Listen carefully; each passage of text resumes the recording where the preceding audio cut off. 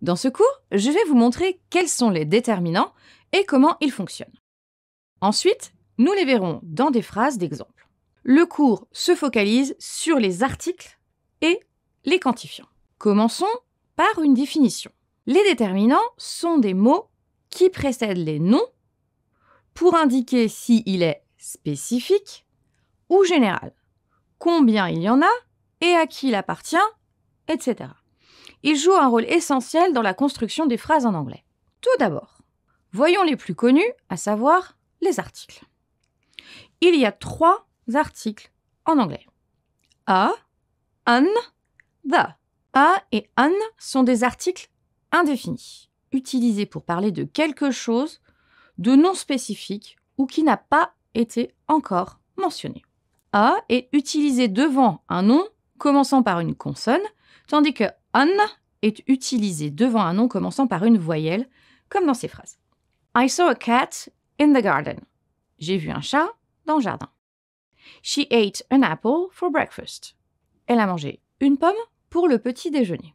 The est un article défini, utilisé pour parler de quelque chose de spécifique ou qui a déjà été mentionné, comme dans cette phrase.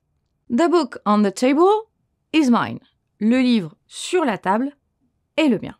Les déterminants quantitatifs, eux, indiquent la quantité de quelque chose, donc du nom associé. Some, quelques. Certains, any, aucun. N'importe quel, no, aucun. Many, beaucoup de. Much, beaucoup. Utilisés principalement avec des noms indénombrables. Few, peu de. Little, peu de aussi. Utilisés principalement avec des noms indénombrables. Regardons maintenant des exemples de phrases dans lesquelles chacun est employé. She has some friends in New York. Elle a quelques amis à New York. Do you have any question? Avez-vous des questions? There are many books on the shelf.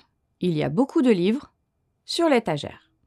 There is no water left in the bottle. Il ne reste aucune eau dans la bouteille.